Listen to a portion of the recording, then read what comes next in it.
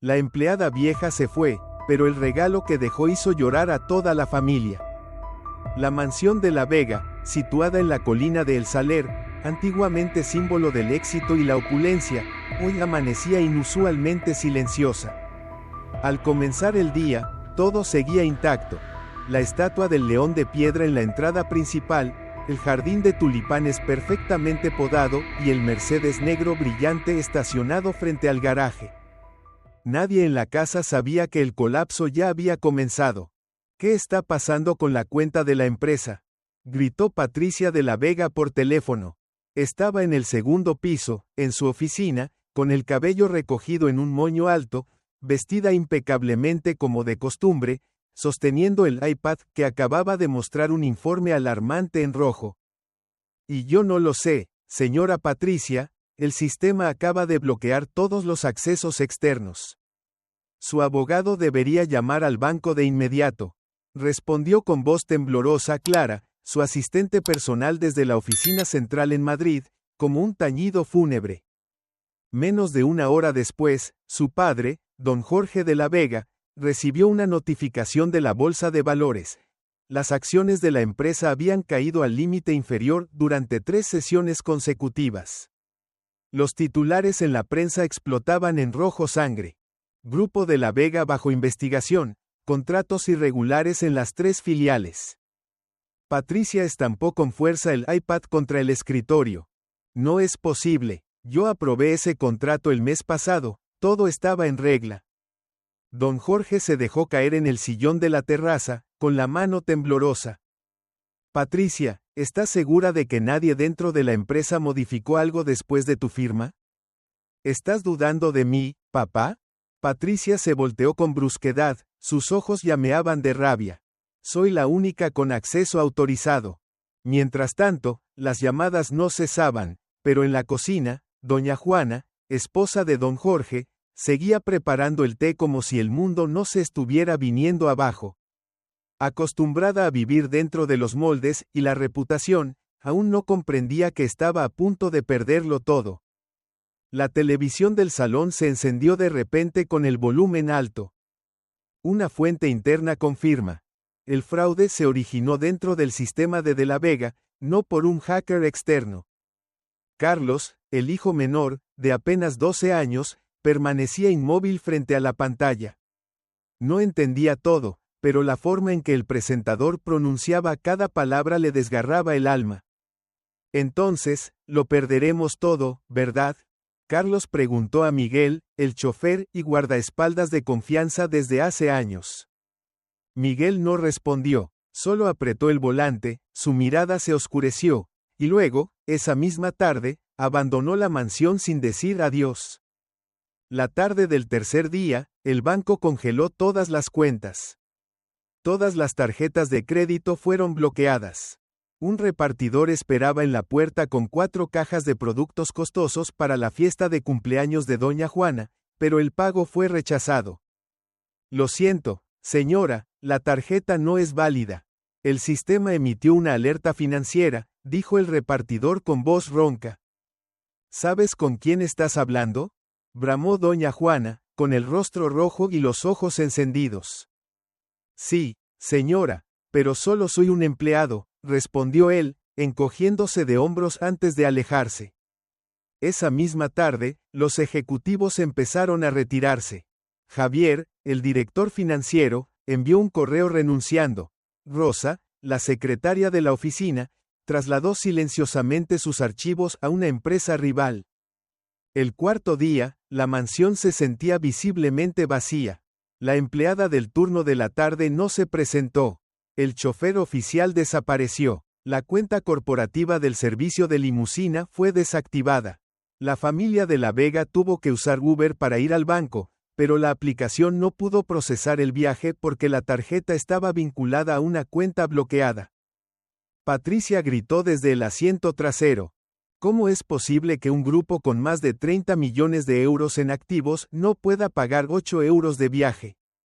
El conductor de Uber, llamado Tomás, se limitó a responder con una sonrisa irónica. ¿Puede pagar en efectivo? ¿Efectivo? Patricia alzó la cabeza, confundida. ¿Has visto a alguien de la alta sociedad usar efectivo? Tomás solo dijo, ahora sí. Para el quinto día, los medios ya rodeaban la mansión por todos los accesos. La televisora nacional montó una carpa al otro lado de la calle. Los vecinos observaban curiosos. Un periodista freelance sevillano, llamado Ramiro, hacía transmisiones en vivo cada noche desde la entrada, con el título La caída del imperio. ¿Quién fue el traidor? Carlos miraba por detrás de la cortina, viendo el directo. En el video, aparecían su madre, su hermana Patricia y su abuelo Jorge con rostros descompuestos, los ojos desorbitados, el cabello desordenado. Los odio, murmuró Carlos. Hoy no me dejaron ir a la escuela, nadie me habló en todo el día.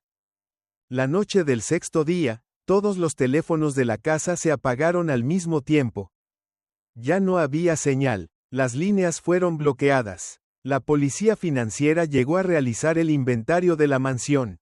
Necesitamos la lista completa de activos, vehículos, joyas, aparatos electrónicos, obras de arte, títulos de acciones. Dijo el oficial Antonio con voz fría y grave. Doña Juana se desmayó al escuchar. Todos los bienes serán incautados temporalmente para la investigación. El último día de aquella semana infernal, el domingo, llegó una notificación oficial. La mansión de El Saler será confiscada temporalmente por su implicación en un caso de fraude económico a gran escala. La familia dispone de 72 horas para desalojar. Patricia arrojó el papel sobre la mesa y siseó entre dientes. Alguien va a pagar por esto. Alguien dentro de esta casa nos apuñaló por la espalda. Jorge no dijo nada. Se levantó y caminó hacia el jardín trasero, hasta el banco de piedra donde su madre solía sentarse cuando estaba viva. Sacó un cigarrillo del bolsillo, su mano temblaba. Murmuró, mamá, no fui lo bastante sabio para conservar este legado. Mientras tanto, Patricia se encerró en su cuarto, revisando todos los contratos de los últimos 3 meses. No encontraba ninguna falla. Cuanto más leía, más enloquecía. Alguien manipuló las firmas digitales. Alguien conocía mi contraseña. Carlos, en cambio, se acurrucaba en su habitación, con las luces apagadas y el brillo tenue de la pantalla de su computadora reflejando sus ojos llorosos, sin comprender por qué el mundo firme que lo rodeaba se deshacía como una burbuja. Esa mañana, la mansión de El Saler se sentía vacía, fría, como si nunca hubiese sido habitada. El sonido de las ruedas chirriando sobre el mármol resonaba en el gran vestíbulo. Mercedes, la empleada más antigua de la familia de la Vega, con más de 40 años de servicio, empujaba lentamente su vieja maleta gris plateado desde el cuarto de lavandería. Nadie notó su presencia en esa casa ahora demasiado ruidosa con llamadas telefónicas, discusiones y portazos. Mercedes vestía un sobrio vestido marrón, el cabello canoso recogido en un moño, y en la mano llevaba el pañuelo blanco con bordado de rosas que siempre guardaba en su bolsillo. No mostraba emociones en el rostro, pero cada paso que daba pesaba como si cargara consigo toda una vida. La cocina, que una vez fue su reino, ahora estaba vacía. La tetera del día anterior seguía sin tocarse. El reloj de pared dorado había dejado de funcionar desde la noche anterior. Ella se detuvo un instante, la mirada fija en la ventana donde solía pararse cada mañana, esperando a que Carlos saliera para ir a la escuela. Esa niña Patricia no sobreviviría ni una semana sin cocinera, pensó Mercedes, pero no sonrió. Unos pasos suaves bajaban por las escaleras. Carlos, el menor, asomó la cabeza. Abuela Mercedes, ¿a dónde va? Mercedes lo miró, luego miró a su alrededor. Nadie más había hecho esa pregunta. Nadie. Se acercó con calma al niño, se sentó en el banquito de madera junto al pasillo y dejó la vieja maleta en el suelo. Carlos, ya estás tan grande. Me acuerdo cuando eras solo un bebé en la cuna, llorando sin parar. Y cada vez que ponía música, sonreías como un sol. Carlos se acercó. Sus ojos estaban enrojecidos por no haber dormido. Abuela, no se vaya, por favor. Ya no tengo nada que hacer aquí, mi niño. Su voz seguía siendo suave, como cada vez que le contaba cuentos de hadas. Pero usted es de la familia. Carlos sollozó. Mamá dice que ya está muy mayor, pero, yo no lo creo. Yo no quiero que se vaya. Mercedes suspiró. Sacó de su bolsillo un llavero de cobre gastado y lo colocó suavemente en la mano del niño. Guarda esto, y solo cuando tu familia de verdad no tenga nada, ábrelo. Solo entonces, ¿me oíste bien? Carlos asintió lentamente, apretando con fuerza la llave en su mano. Desde el piso de arriba, se escuchaban los gritos. ¡Idiota! Hugo, ¿a quién le diste la contraseña? Gritó Patricia. No me eches la culpa. Tú fuiste quien firmó el último contrato. Mercedes se levantó. Carlos, ya es hora. Esta casa ya no me necesita. Eso no es verdad, dijo el niño, casi en un susurro. Tal vez no, pero tampoco es mentira. Mercedes le acarició el cabello por última vez y se alejó, arrastrando su maleta hacia la puerta trasera. Nadie en la casa lo notó. En su camino fuera de la mansión, Mercedes se detuvo junto a la cerca lateral, donde las hermanas Lucía y Carmen, las antiguas ayudantes de cocina, la esperaban en una camioneta vieja. ¿Así que sí te vas? Preguntó Lucía, su voz cortando la neblina matinal. ¿Qué me queda aquí? Mercedes se sentó en el asiento, suspirando. Ahora solo necesitan abogados y contadores. Ya no hace falta quien sepa hervir huesos o coser ropa rota. Pero tú sabes todo sobre ellos, Mercedes. Los criaste como si fueran tus propios hijos.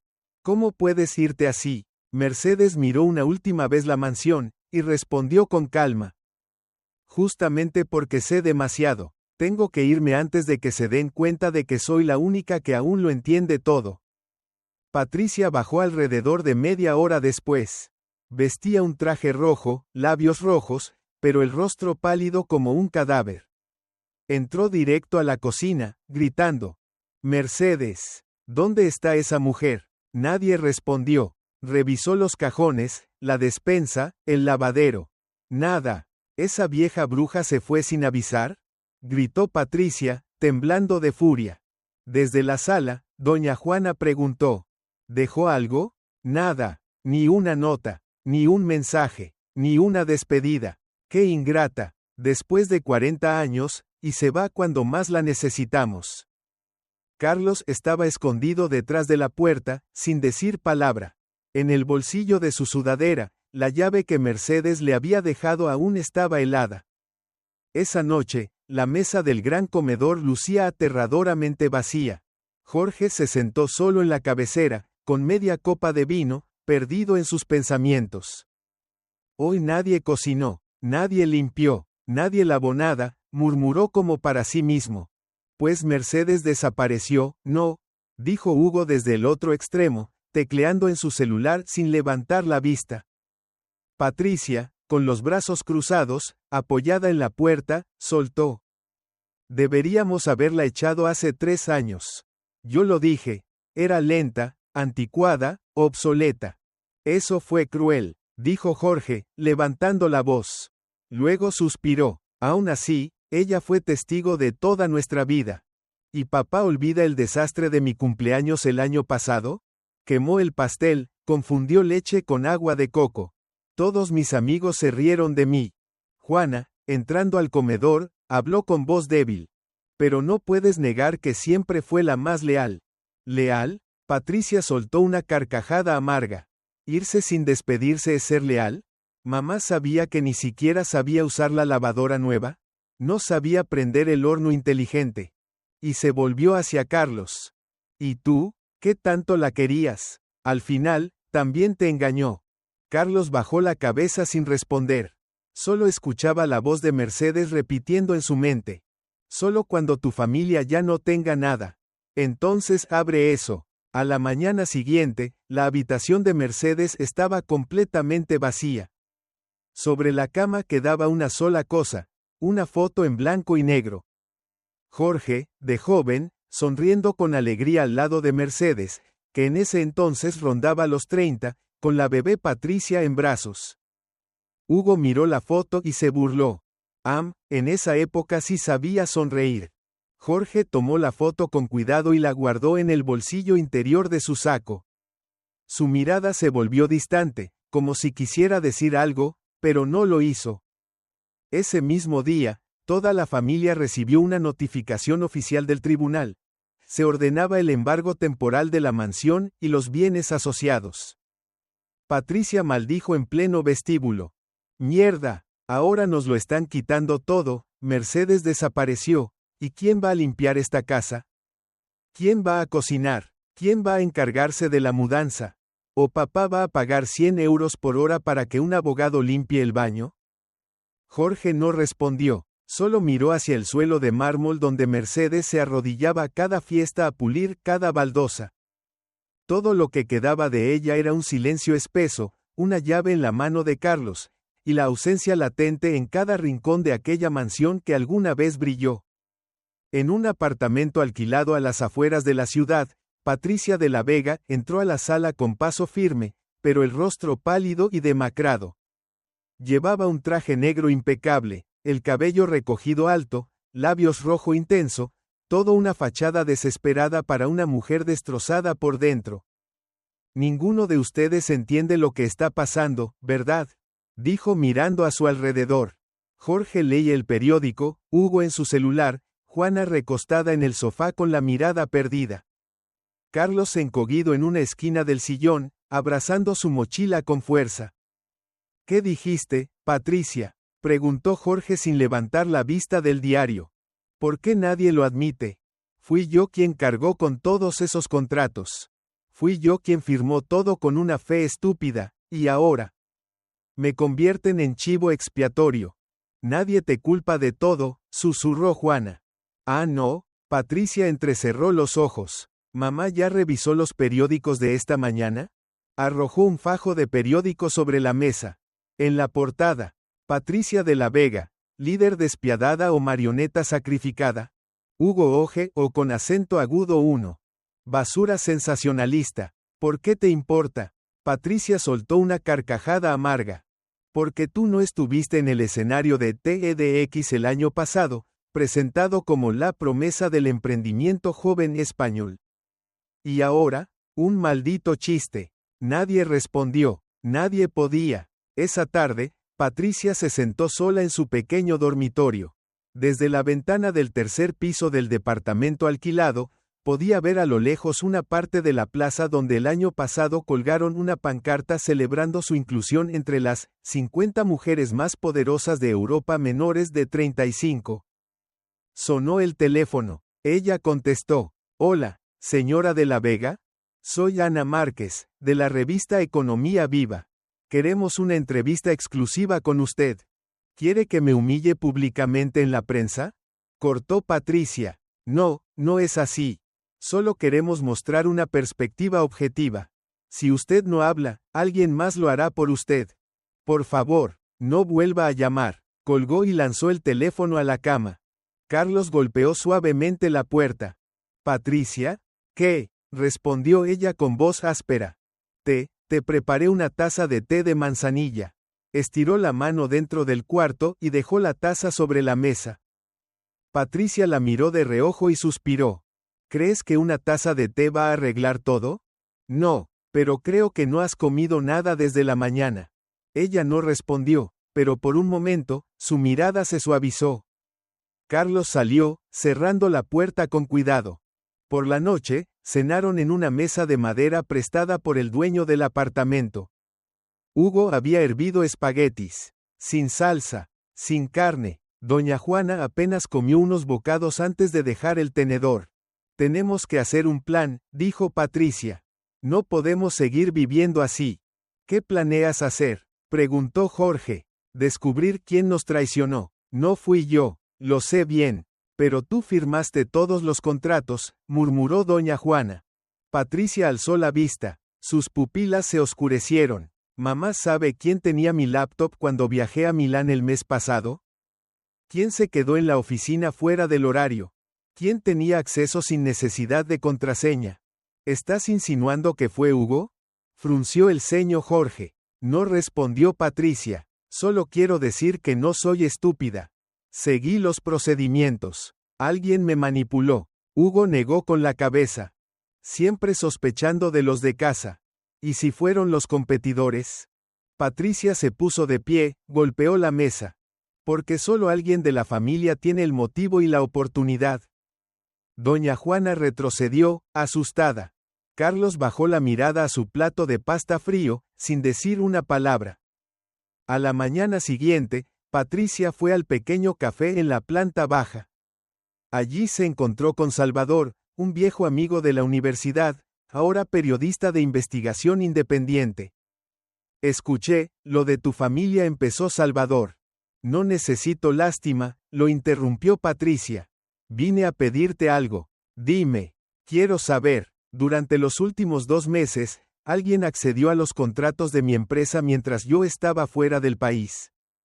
Salvador tomó notas, pensativo. Sí, hay rumores de alguien dentro vinculado al grupo Galiano. ¿Galiano? ¿Quién? No se sabe el nombre, pero apareció un código en los datos, PV47. Patricia frunció el ceño. PV son mis iniciales. ¿Pero el 47? Podría ser una versión, o una identificación de archivo clonado desde tu computadora. Ella guardó silencio. ¿Sospechas de alguien?, preguntó Salvador. Ella respondió en voz baja. No sospecho de nadie, sospecho de mí misma, por haber confiado demasiado. De vuelta en el apartamento, Patricia entró a la vieja habitación de Mercedes, ahora convertida en depósito. Encontró un delantal azul aún con restos de papilla seca. Esa vieja, también me abandonó, murmuró. Todos me han dejado. Carlos observaba desde la puerta. Entró despacio y dijo con cautela. Tú, solías odiar a la abuela Mercedes, ¿no? Sí, respondió Patricia con una sonrisa amarga. Era lenta, no sabía usar tecnología, ni el robot de limpieza. Y nunca me entendió. Pero siempre recordaba tu cumpleaños, susurró Carlos. Siempre guardaba tu chocolate favorito en el congelador. Aún conservaba el vestido rojo que usaste en secundaria. Patricia bajó la cabeza. Lo sé, pero nunca le dije gracias. Tal vez. Aún no sea tarde, dijo Carlos, y salió. Ella miró alrededor. Sus ojos se detuvieron en un pañuelo blanco con la letra M bordada. Lo tomó, lo acarició y se sentó en el suelo. Esa noche, Salvador envió un mensaje. Los datos de PV47 se enviaron desde la IP de la mansión a las 2:14 de la mañana, 3 días antes de que estallara el escándalo. El equipo fue accedido con huella digital. Podrías haber sido tú, o alguien mientras dormías. Patricia quedó paralizada. Recordaba haber dormido en la mansión esa noche. ¿Quién estaba con ella? Solo Hugo, y Mercedes. Respiró hondo. Mercedes, no puede ser. Pero luego pensó, ¿y si fue ella quien desbloqueó mi computadora? Esa noche, en plena madrugada, Patricia escribió en su cuaderno. Si ella me traicionó, ¿por qué darle la llave a Carlos? ¿Por qué desaparecer justo cuando todo se vino abajo? No tenía respuesta. Solo una verdad era clara. Patricia de la Vega, alguna vez aclamada como ícono del empoderamiento femenino y la inteligencia corporativa, ahora no era más que una ciega en medio del desierto, tambaleándose en busca de salida. La primera lluvia de diciembre cayó sobre Valencia como si el cielo llorara por una familia en ruinas. La mansión El Saler, con sus columnas blancas y jardineras de hortensias, ahora era solo la cáscara vacía de una era dorada. A las 7 en punto, se escucharon golpes en la puerta. Carlos, que desayunaba pan seco en la cocina, dejó caer su vaso de leche del susto. Jorge abrió. 3 hombres con chaquetas de cuero marrón y credenciales del Tribunal Económico de Valencia ingresaron.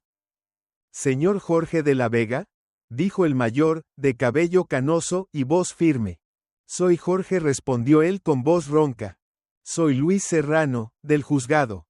Según la resolución 72, Avenida KT 5.31, la mansión El Saler será embargada temporalmente para facilitar la investigación y la gestión de activos. La familia tiene 48 horas para desocuparla». Patricia bajó corriendo, aún con la bata de dormir mal abotonada. ¿Van a echarnos a la calle en medio de la lluvia? Seguimos órdenes judiciales, señora. Este inmueble está bajo embargo. Si no se retiran a tiempo, se procederá al desalojo forzoso. Somos valencianos. Somos los de La Vega, gritó Patricia. ¿Saben lo que significa ese nombre? Luis no respondió. Solo sacó de su portafolio una hoja sellada en rojo y la dejó sobre la mesa de café. Luego, junto a sus colegas, se retiró. Hugo, desde las escaleras, chasqueó la lengua. Ahora sí se acabó todo. Al día siguiente, volvió a llover. Las maletas enormes y cajas de cartón mal cerradas se alineaban en la sala. Doña Juana abrazaba su retrato de bodas, con los ojos hinchados de tanto llorar. No puedo creer que tengamos que dejar este lugar. Patricia nació en esa habitación del tercer piso. Jorge, ¿te acuerdas? Jorge, detrás de ella, con la mirada perdida. Me acuerdo. Y también recuerdo la pared con la huella de pintura de Carlos a los 3 años. Patricia, una vez se cayó por las escaleras y no lloró. Solo le preocupaba haber manchado su vestido. Patricia bajó las escaleras con un viejo bolso de mano LV en la mano. ¿Y a dónde se supone que vamos a mudarnos? A un departamento pequeño cerca del mercado de Ruzafa, respondió Hugo. Es de un viejo amigo, Manuel, que fue socio logístico antes de que la empresa colapsara. 90 metros cuadrados, 2 habitaciones, un baño. Somos 5, Hugo. 5. Patricia se quedó helada. ¿Y solo 2 habitaciones? Si quieres uno de 3 habitaciones, sal a ganar dinero tú, soltó Hugo, molesto. Patricia estuvo a punto de replicar, pero Carlos entró en ese momento, abrazando su pequeña maleta. Patricia, yo puedo dormir contigo, si quieres. Ella lo miró y asintió levemente. Sí, pero trae tu propia almohada, ¿vale? El viejo camión de mudanzas llegó al portón de la mansión casi al mediodía. Lo conducía Manuel, un hombre de unos 50 años, cabello salpicado de canas, oriundo de Granada, vestido con una chaqueta vaquera descolorida. Al bajarse, sonrió con nostalgia. Jorge, amigo mío, Manuel le dio una palmada en el hombro. Nunca imaginé tener que ayudarte a mudarte así. Jorge le estrechó la mano, con voz quebrada. Yo tampoco pensé que llegaría este día. Manuel miró a su alrededor y suspiró. Soñaba con hacer la boda de mi hija en el jardín de tu casa. Y ahora, nadie dijo nada más. Solo comenzaron, en silencio, la mudanza más humillante de sus vidas. Dentro de la mansión, Carlos caminaba en silencio de una habitación a otra, como si intentara memorizar cada rincón. Se detuvo mucho tiempo frente a la puerta cerrada del cuarto de Mercedes, cubierta de polvo. Sacó del bolsillo la llave de cobre que ella le había dado y la sostuvo entre las manos. ¿Qué haces ahí, Carlos?, preguntó Patricia al pasar. Nada, respondió él, guardando la llave en el bolsillo. Cuando terminaron de cargar las pertenencias, Patricia se volvió a mirar la mansión por última vez. Entrecerró los ojos, obligándose a no llorar. Esto fue culpa de alguien, susurró. Alguien dentro de nosotros nos traicionó. Y lo voy a descubrir. Hugo, sentado en el asiento del copiloto, se giró. Ya lo dijiste 3 veces, Patricia. Y no ha pasado nada. ¿Crees que lo digo por gusto? Le gritó ella. Alguien usó mi computadora mientras dormía. Alguien envió el archivo con las irregularidades. Alguien. Carlos la interrumpió. No podemos dejar que esto destruya a la familia. Patricia lo miró. Carlos, esto no es una caricatura. Es la vida real. Aquí, los buenos también acaban aplastados y no saben pelear. Mercedes nunca peleó, y era una buena persona, susurró él. Patricia se quedó inmóvil. No respondió. Esa tarde llegaron al nuevo departamento. El edificio estaba cerca del mercado, y en la planta baja había una vieja panadería llamada Pan de Oro. El aroma a mantequilla horneada perfumaba toda la calle. Pero dentro del apartamento todo era oscuro y húmedo. Dios mío, esto es más pequeño que un closet de invierno, exclamó doña Juana al entrar. Patricia abrió la puerta del baño, con el rostro torcido. No hay bañera, solo una regadera, y el espejo está roto en una esquina. Hugo tiró su mochila sobre el sofá. ¿Vas a calificarlo como un Airbnb de categoría C? Jorge se sentó en una silla de madera y miró a su alrededor. Nos acostumbraremos. Carlos se acercó a él. Abuelo, ¿eso quiere decir que nunca volveremos a la mansión? No lo sé, Carlos, le respondió Jorge acariciándole el cabello. Pero al menos, todavía estamos juntos. Esa noche, cenaron pizza congelada calentada en microondas. Carlos se sentó junto a la ventana, mirando las luces de la panadería. Tenía los ojos húmedos. Patricia pasó por allí, se detuvo. ¿Qué te pasa? Extraño a Mercedes. Extraño las cenas con olor a albahaca. Extraño cómo tarareaba canciones mientras lavaba los platos. Patricia se sentó a su lado, en silencio. Después de un rato, suspiró. Carlos, ¿tú crees que ella se fue porque ya no merecíamos tenerla? Carlos la miró, asintió muy despacio. Solo una cosa era clara. La familia de la Vega, que alguna vez fue el símbolo del prestigio en Valencia, lo había perdido todo. La mansión, la reputación, incluso a quienes silenciosamente los habían sostenido. En el tercer día en el departamento alquilado, seguía lloviendo. Ya no había gorriones sobrevolando la mansión. No llegaban periódicos en la mañana. No había desayunos en el balcón con vista a los naranjos. Todo era recuerdo. Carlos se acurrucaba junto a la ventana, mirando el pequeño mercado abajo. Ya se había acostumbrado a que la familia no desayunara junta. Doña Juana tosía sin parar en su habitación. Jorge no se despegaba de su vieja radio. Hugo mantenía su puerta cerrada todo el día. Patricia discutía por teléfono con la aseguradora. El apartamento olía a humedad y madera podrida.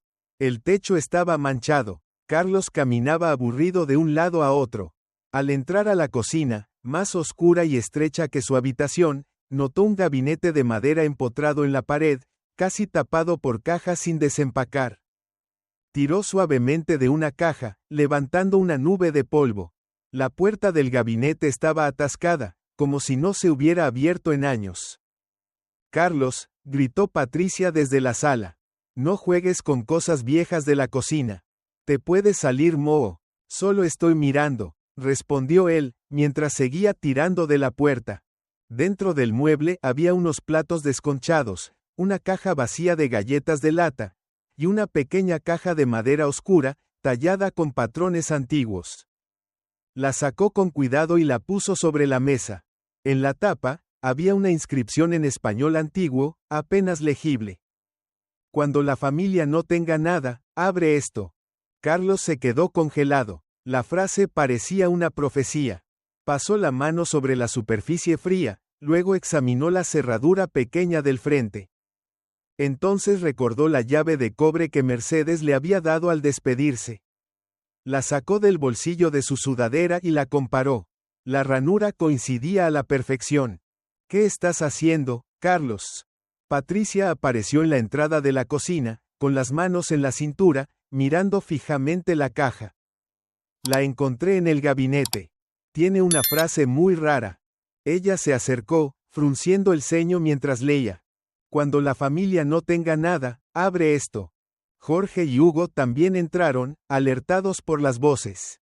¿Qué pasa?, preguntó Jorge. Carlos encontró esta caja en la cocina, señaló Patricia. Y parece que la cerradura coincide con la llave que Mercedes le dio. ¿Mercedes?, repitió Jorge, con un aire pensativo. Ella alguna vez mencionó una responsabilidad final que mi madre le dejó. Mi madre, Esperanza. Carlos murmuró. Quizás esto es lo que la abuela Mercedes quería que yo protegiera.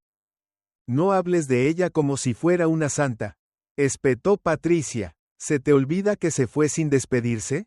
Pero, si dejó esto, dijo Hugo, entre intrigado y desconfiado. Y dijo que solo se abriera cuando la familia no tuviera nada. ¿No es ahora el momento?, no dijo Patricia, cruzando los brazos. Aún no hemos llegado a ese punto. Todavía tenemos dignidad. Todavía tenemos la ley. ¿A eso le llamas dignidad? Soltó Hugo con una risa amarga. Estamos viviendo en un piso alquilado de 90 metros, comiendo fideos instantáneos y escondiéndonos de los vecinos para que no nos reconozcan como los que tenían 3 Bentley. Nadie dijo nada. El ambiente en la cocina era denso. Carlos miró la caja y susurró. Creo que debería quedármela. Al menos por ahora. Patricia no respondió, pero tampoco lo detuvo. Jorge asintió levemente. No la abras todavía. Tal vez. Aún no es el momento. Esa tarde, Jorge estaba sentado en la sala, con los ojos cerrados y los auriculares puestos, escuchando una pieza de música clásica que solía compartir con su madre. El sonido del viejo radio iba y venía, pero él seguía escuchando con paciencia. Patricia, sentada junto a él, hojeaba antiguos expedientes. Miró a Jorge y preguntó en voz baja. ¿Papá cree que esa caja tiene algo que ver con mamá? Él abrió los ojos, mirando al techo. Puede ser. Tu madre era reservada. Solía decir, lo más valioso no está en el banco, sino en la memoria y en la confianza. Desde la cocina, Hugo gritó. Muy valioso, sí, pero ¿y el dinero? Sigo esperando el correo del abogado. Si queda alguna cuenta sin congelar, necesito saberlo. Esa caja. También podría ser pura nostalgia barata, dijo Patricia. Un juego de recuerdos. Una caja de cartas de amor antiguas o algo por el estilo. Carlos colocó la caja en el estante más alto de la alacena de la cocina, y la cubrió con un trapo. Pensó, sea lo que sea. Al menos es lo único que la abuela Mercedes me dejó.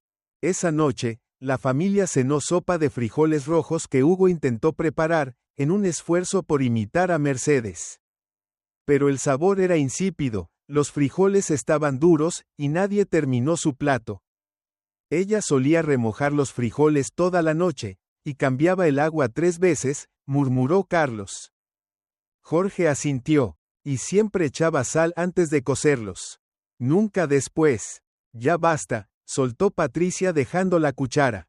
No vivimos de recuerdos. Necesitamos soluciones. Y yo creo que esa llave es parte de la solución, dijo Carlos en voz baja. La mesa quedó en silencio. Una semana después de haberse mudado, la caja seguía sin abrirse. Pero poco a poco se convirtió en el centro silencioso del departamento. Cada miembro de la familia la miraba en algún momento como si fuera un enigma sin resolver. Patricia la observaba cada vez que volvía a casa. Hugo, al sacar té del armario, le lanzaba miradas rápidas. Jorge posaba la mano sobre la tapa 3 veces cada mañana antes de salir al balcón a fumar. Y Carlos solía susurrarle cosas, como si hablara con Mercedes. Una mañana, al abrir el armario por pan, Carlos encontró un pequeño papel pegado al lado de la caja. La letra era desordenada. Decía, puede que esto contenga el final. O tal vez un comienzo. ¿Tú escribiste esto? Preguntó Carlos a Patricia. No respondió ella, negando con la cabeza. ¿Hugo? No fui yo. ¿Abuelo Jorge? También negó. Doña Juana, enferma en su cuarto, apenas podía escribir. Carlos miró de nuevo la caja. Susurró. Te extraño, Mercedes. Y lo prometo, cuando llegue el momento, la abriré. La caja de madera, cuyo contenido nadie conocía, se volvió el corazón silencioso de ese nuevo hogar. Un símbolo pequeño pero pesado. Una promesa aún no cumplida. Un misterio impregnado de pasado. 7 días habían pasado desde que los de La Vega se mudaron al pequeño piso en Ruzafa. Cada día era una prueba. El espacio apenas superaba los 90 metros cuadrados, insuficiente para 5 personas acostumbradas al mármol, la luz natural, y estanques de koi valuados en decenas de miles de euros. Las mañanas comenzaban con discusiones. Los mediodías eran tan silenciosos que parecía que nadie se conocía. Las noches se llenaban de palabras cargadas de rabia reprimida. Otra vez sin agua caliente. Gritó Patricia desde el baño. ¿Quién se bañó primero y no avisó? ¿Crees que esta casa tiene calefacción de 3 pisos como la mansión? Respondió Hugo desde la sala. Me bañé a las 6. Ya son las 9:30. Patricia salió con la toalla enrollada, el cabello goteando. Al menos avisen. Tengo el pelo duro como piedra ahora. Carlos estaba en la mesa de la cocina, con un pan frío en la mano, tratando de morder el segundo bocado. Suspiró con fastidio. Pero si tú te bañaste anoche. Cállate, Carlos. Eres un niño. No entiendes lo que significa mantener una imagen, le gritó Patricia. Basta. Jorge azotó el periódico sobre la mesa. Cada mañana es un infierno. Porque esto no es un hogar. Gritó Patricia. Es una cueva, una jaula que otro tuvo que endeudarse para alquilarte, intervino Hugo. ¿Recuerdas quién le debe 800.000 euros al banco? Tú. ¿Y tú? ¿Recuerdas quién gestionó mal el pedido alemán y perdió el contrato? Patricia le escupió las palabras. Basta ya, los dos, dijo doña Juana saliendo del cuarto, apoyada en la pared. Su rostro estaba pálido. Si todavía me quieren, cállense un rato. Todo quedó en silencio. Jorge se acercó a sostenerla. Otra noche sin dormir, demasiado encierro. Me duele la cabeza desde anoche, dijo ella sentándose, apretando los labios. Carlos corrió a traer agua. Mamá, tómate un poco de té. Gracias, hijo, respondió ella, esbozando una sonrisa débil. Por la tarde, Patricia se encerró en su habitación temporal, apenas más grande que su antiguo armario. Pasó en revista docenas de correos de abogados, bancos, revistas y ex-socios. Había borrado cientos, pero los mensajes seguían llegando. Patricia, necesito una respuesta sobre los documentos de septiembre. Por favor, confirme la firma en el contrato Maro 57.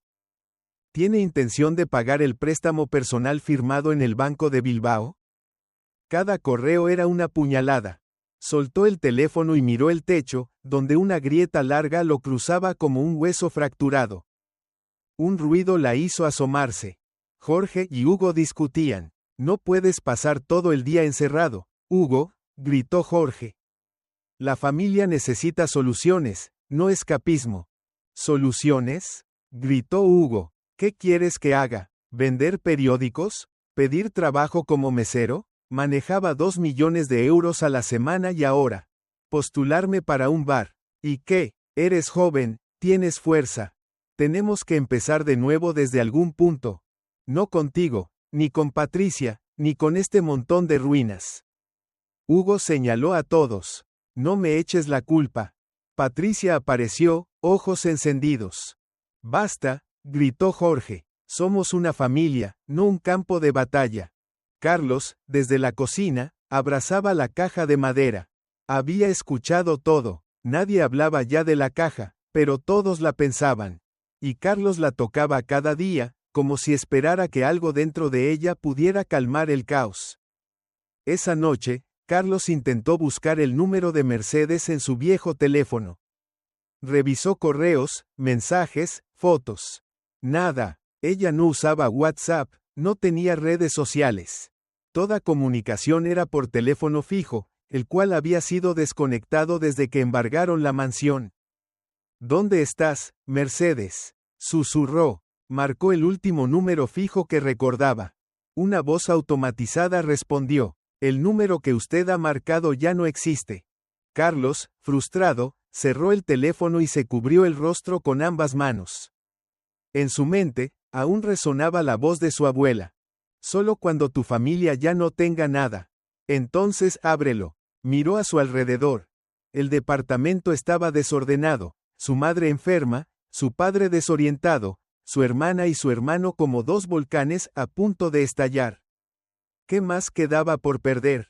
A la mañana siguiente, Jorge se despertó temprano y encendió la radio. Pero el viejo aparato permanecía en silencio. Golpeó suavemente. Nada. Las pilas se habían agotado. Patricia salió de su habitación con la ropa arrugada. Acabo de perder acceso al correo. Cortaron el internet. ¿Y ahora qué? Gritó Hugo desde su cuarto. No se ha pagado el alquiler este mes, dijo Jorge con un suspiro.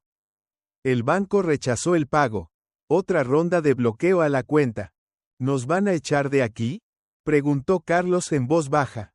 No, Hijo, respondió Jorge. Veré qué se puede hacer. ¿Qué vas a hacer? Se burló Hugo. ¿Llamar a más viejos amigos? Ya los llamamos a todos. Cállate, intervino Patricia. Al menos papá lo está intentando. ¿Y tú qué haces? ¿Mandar correos de disculpa? ¿O seguir culpando a algún enemigo invisible? Patricia se acercó, con los ojos rojos. No necesito que nadie me enseñe lo que es la responsabilidad. He vivido 10 años bajo la presión de papá, de la empresa, de mamá, de todos ustedes. Y ahora que todo está en ruinas, ¿te haces la víctima? Hugo rugió. ¡Basta!, gritó Jorge por primera vez en semanas. La casa entera se congeló. No puedo más, dijo con voz ronca. Cada día aquí es un infierno. Ya no sé si esto puede seguir llamándose familia. Al mediodía, doña Juana se desmayó en el baño. Jorge y Hugo tuvieron que cargarla hasta el sofá, mientras Carlos salió corriendo a comprar medicamentos. El doctor del barrio, el señor Roldán, oriundo de Burgos, llegó a examinarla y dijo: no se está alimentando bien. Está bajo mucho estrés. No duerme. Su corazón es débil. Patricia estaba sentada, mirando a su madre, con las manos temblorosas. Necesita descanso, tranquilidad, y si es posible, eviten discutir delante de ella. Esa tarde, Carlos escribió en su cuaderno: extraño a Mercedes. Extraño cómo podía calmar todo con una sola frase suave. Si ella estuviera aquí, no nos habría dejado llegar a esto. El departamento era pequeño, la luz amarilla tenue, y aquellos que una vez estuvieron en la cima, ahora ni siquiera se atrevían a mirarse a los ojos. La caja de madera seguía ahí, inmóvil en la cocina, pero parecía estar mirándolos a todos.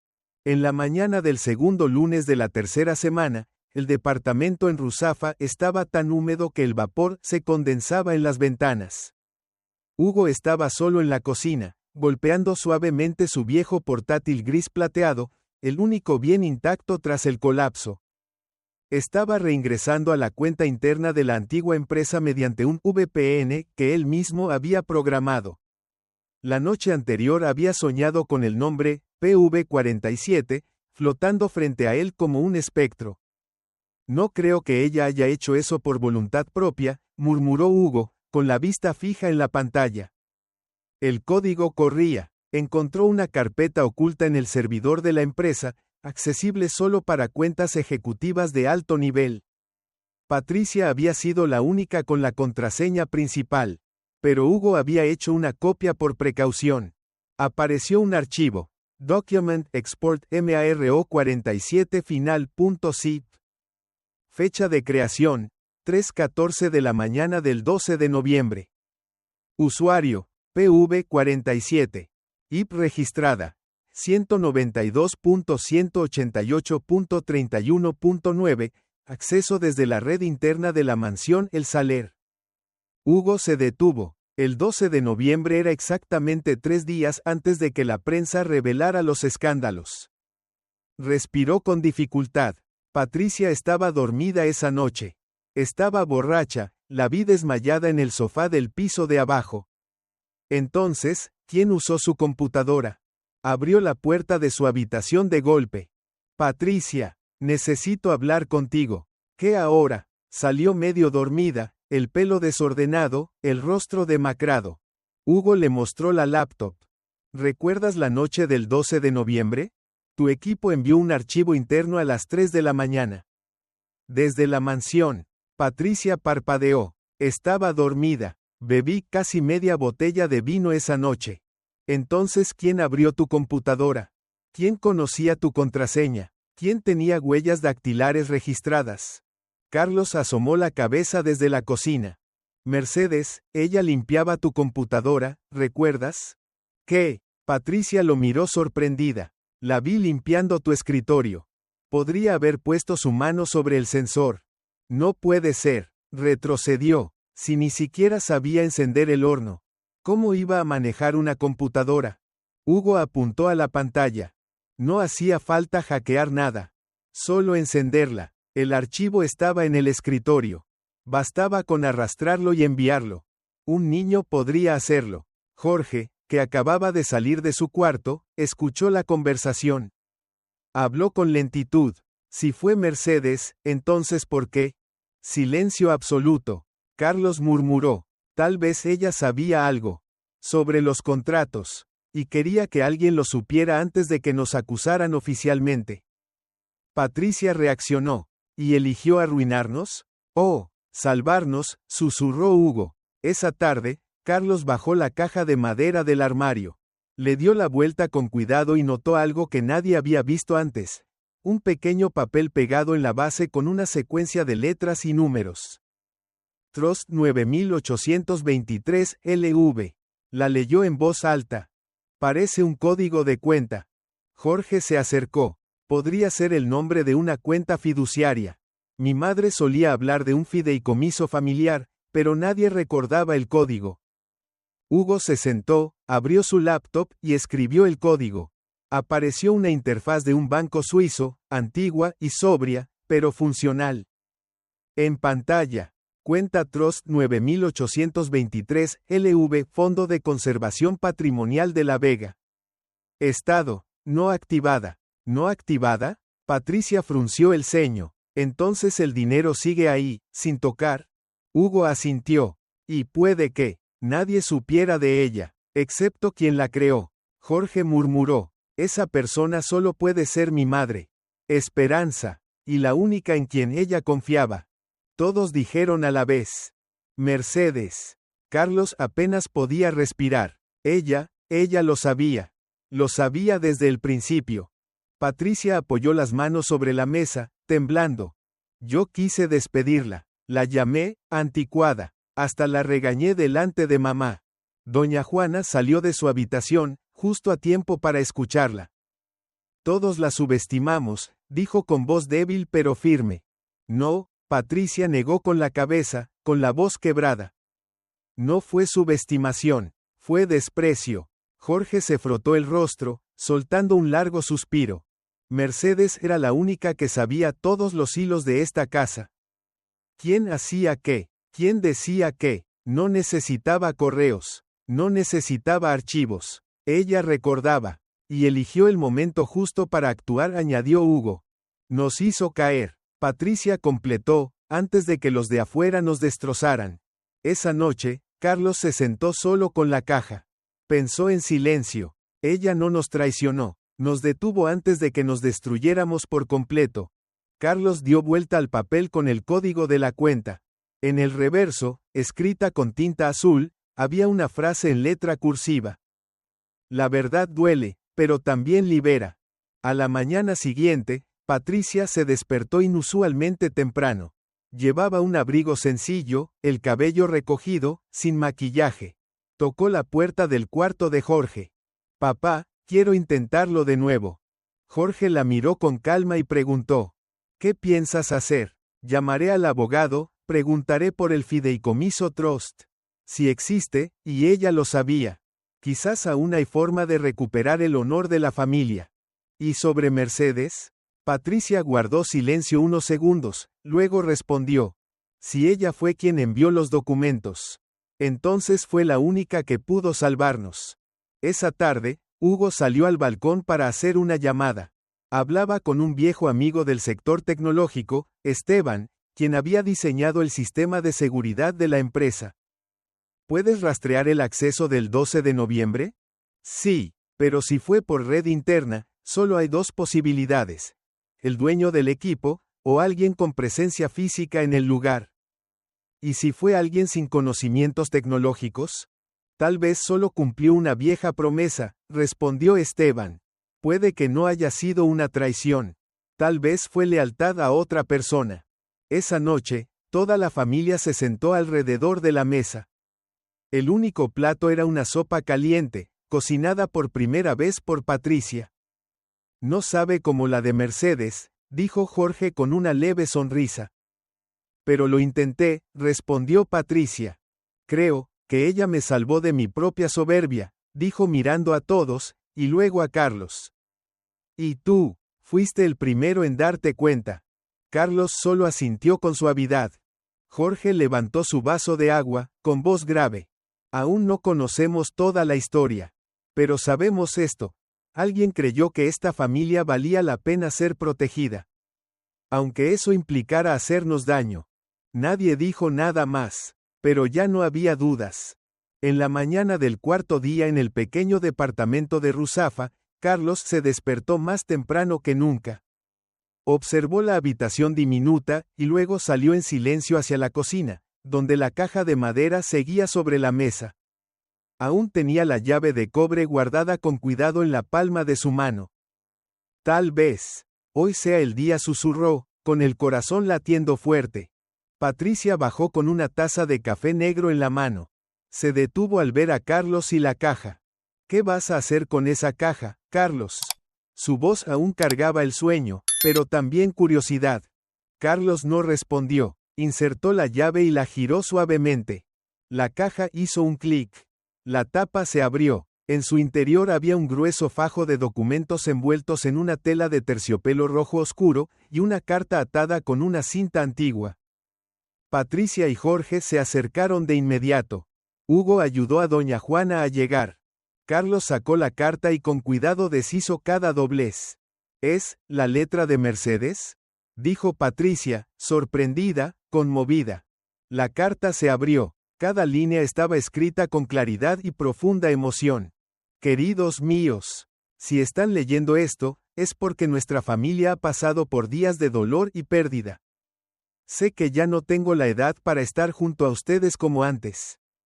Pero en mi corazón, cada uno de ustedes es una luz, aunque hoy esa luz tiemble.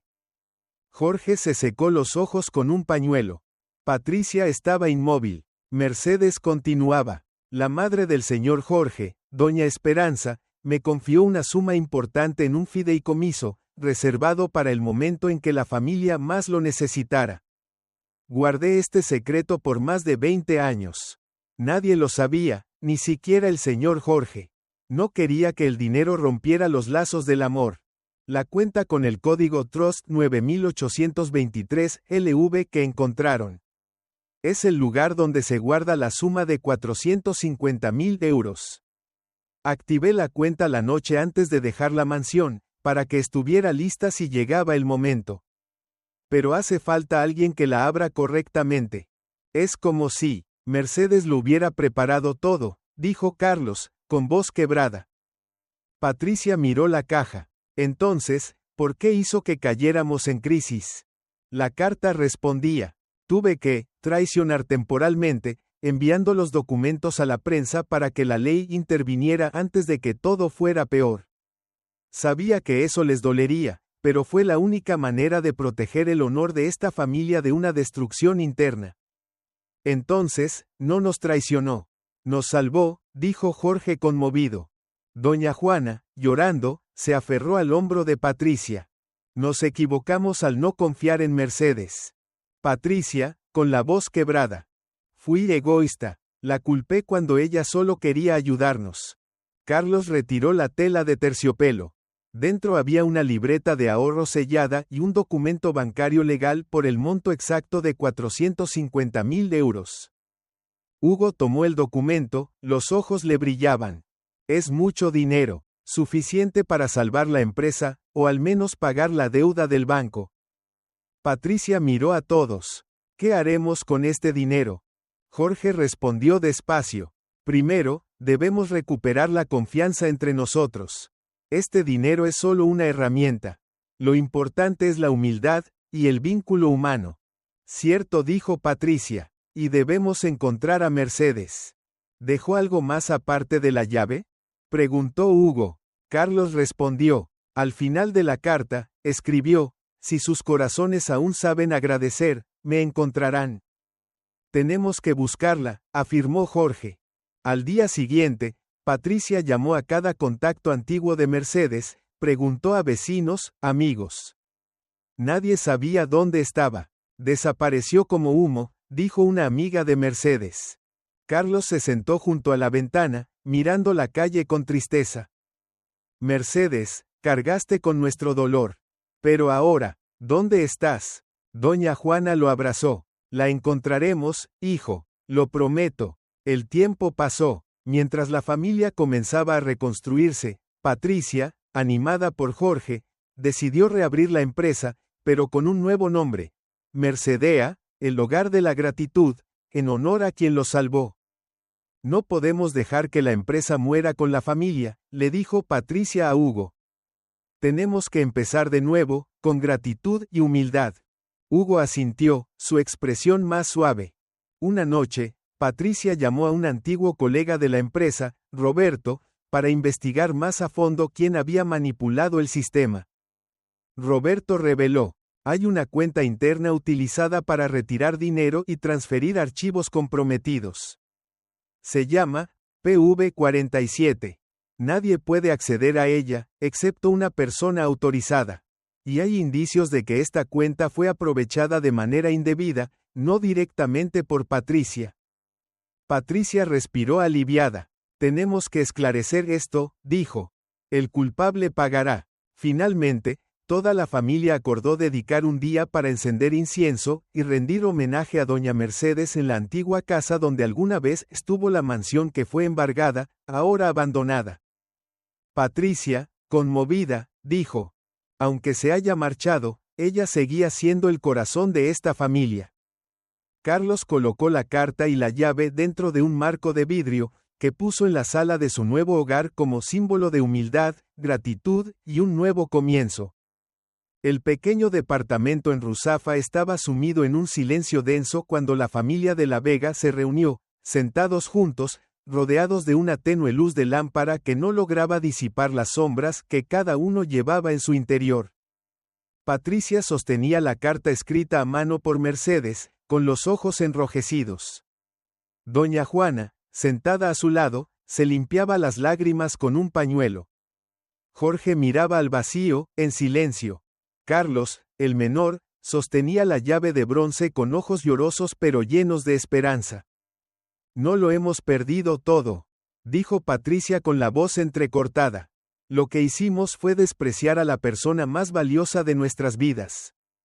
Hugo estaba de pie junto a la ventana, mirando la calle bulliciosa, aunque no podía apartar la vista de los recuerdos presentes en la habitación. Suspiró y pensó para sí mismo: se pagará, cuando sea el momento. Al día siguiente, Patricia decidió llamar a Elena, la abogada encargada del caso de la familia, quien había mantenido comunicación discreta durante los días más difíciles. Elena, quiero reabrir oficialmente la empresa. Le cambiaré el nombre a Mercedea la Casa del Cariño. Pero necesito saber todo sobre la cuenta Trust 9823 LV y los archivos irregulares, dijo Patricia con voz firme. Elena respondió de inmediato: prepararé todo, pero hay que esclarecer quién usó indebidamente tus credenciales. No podemos dejar que el verdadero culpable escape. Lo descubriremos, aseguró Patricia. Mientras tanto, Jorge y doña Juana intentaban volver a contactar a Mercedes a través de viejos conocidos. Un día, Jorge recibió una carta desde una dirección secreta. La carta solo contenía unas pocas líneas. Si sus corazones aún conocen la gratitud, me encontrarán. No le den la espalda al pasado, porque solo el pasado puede proteger el futuro. Firmado, Mercedes. Jorge, tembloroso, dejó la carta sobre la mesa, con los ojos brillando de esperanza. Patricia, durante una reunión con el nuevo consejo directivo de Mercedea la Casa del Cariño, decidió iniciar una investigación interna ampliada. Vamos a identificar con claridad a cada persona involucrada en esta estafa, dijo con tono severo. Quien haya participado enfrentará consecuencias legales. Hugo presentó una lista corta. He reunido información de antiguos colegas. Hay varios exempleados con indicios claros de fraude. Patricia asintió. Empecemos investigándolos a ellos y hagamos públicos los resultados. Cada vez más personas que en el pasado habían apoyado a los de la Vega comenzaron a ser nombradas, investigadas e incluso arrestadas. Patricia se presentó en el tribunal y presenció cómo aquellos que habían traicionado a su familia eran llevados ante la justicia. Durante la audiencia, dijo: no perdono a quienes traicionaron nuestra confianza y destruyeron a mi familia. Pero tampoco olvido a quien en silencio la sostuvo, Mercedes. Vamos a comenzar de nuevo, con gratitud y honestidad. En paralelo, Carlos logró localizar una antigua dirección de Mercedes gracias a la carta. Él y doña Juana se dirigieron a un pequeño vecindario en las afueras de la ciudad, donde encontraron una sencilla casa de madera. El timbre sonó, y una anciana de cabello completamente blanco y mirada profunda salió a recibirlos. Mercedes, susurró Carlos. Ella sonrió, con voz suave. ¿Has venido? Mercedes les relató que había elegido alejarse para no causar más daño a la familia, pero que siempre los había vigilado y protegido desde lejos. Hice lo que debía hacer, dijo. Aunque doliera, era necesario para protegerlos. Doña Juana la abrazó con fuerza, llorando. Carlos murmuró, perdón por no haber creído en usted. Mercedes sonrió con ternura. No importa, Carlos, el amor es lo que nos hace fuertes. De vuelta en la ciudad, Patricia, junto a Jorge y Hugo, se centraron en reconstruir la empresa. Colocaron un nuevo cartel, Mercedea la Casa del Cariño, como símbolo de renacimiento. Patricia habló ante sus empleados. No somos solo una empresa. Hacemos algo que tiene sentido. Honrar la dignidad y la honestidad. En una conferencia de prensa, Patricia ofreció una disculpa pública a la familia y a los clientes, comprometiéndose a reformar completamente el sistema de gestión. Cometimos errores, pero ahora, guiados por Mercedes y por el amor familiar, vamos a empezar desde cero. Hugo, tras meses de tensión y sospechas, también encontró paz en su nueva labor. No podemos cambiar el pasado, pero sí construir el futuro, dijo. Doña Juana, tras un tiempo de tratamiento, comenzó a recuperar su salud. Sonrió al ver a la familia reunida nuevamente. Hemos perdido muchas cosas, dijo, pero a cambio, recuperamos lo más valioso, el lazo humano. Carlos, quien encontró la llave que reveló los secretos, siendo el más joven de la familia, cargaba ahora con una gran esperanza. Jamás olvidaré esta lección, le dijo a Mercedes. La familia lo es todo. La carta de Mercedes, enmarcada y colocada en el centro de la nueva sala, como símbolo de humildad, gratitud y un nuevo comienzo. La familia de la Vega, aunque aún con desafíos por delante, ha iniciado un nuevo camino, el del perdón, el amor y la fe. La historia de la familia de la Vega deja una profunda lección sobre la humildad y la importancia de valorar a quienes nos rodean, especialmente a quienes han sufrido y sacrificado en silencio.